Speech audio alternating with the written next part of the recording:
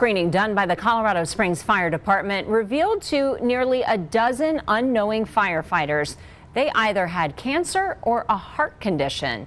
They then took medical action that likely saved their lives. Along with special screenings, the fire department has been participating in large-scale studies looking into higher cancer rates among firefighters. Our Bill Folsom spoke with firefighters about the reality of cancer risk and their careers.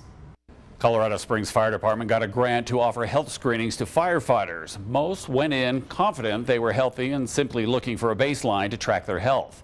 We talked to one young firefighter who learned he has cancer. Now he's an outspoken advocate for cancer prevention among firefighters. I didn't really feel that it would be advantageous for me because, I was in the best shape of my life. Firefighter Keith Hed is just 30, a husband, also the father of a little girl. He's been with Colorado Springs Fire 3 years. Previously, he played college football at CSU Pueblo. A voluntary special screening offered by the department shook his world. They were doing an ultrasound on my throat, and they found what was called nodules on my throat. A scar down the length of his neck is the aftermath of what followed.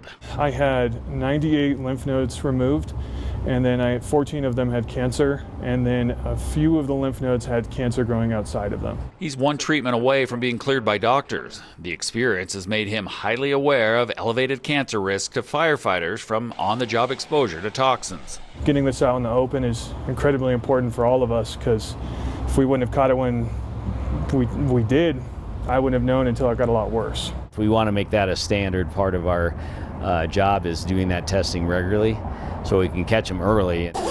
According to CSFD Chief Randy Royal, a dozen firefighters were treated for cancer or heart conditions after that screening. It underscores data like numbers from the Centers for Disease Control, showing firefighters have a 9% higher risk of being diagnosed with cancer and a 14% higher risk of dying from it. The smoke that we go into is different than 30-some years ago, where it was more wood, paper products.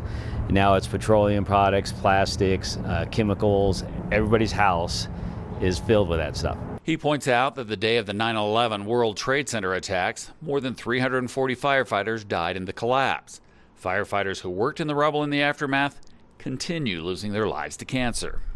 Now there's been actually more first responders that have passed away post 9/11 than did that day. Rather than accept the numbers, Colorado Springs Fire and other departments have changed protocols, like swapping out and scrubbing gear after fires. And they're participating in studies aimed at lowering the cancer threat. I've been preaching it everywhere, to everyone I've talked to. We're going to continue to do everything possible to keep that risk level as low as possible. Those things are going to help reduce that cancer, and if those are instilled early in someone's career, that's going to help them along the way.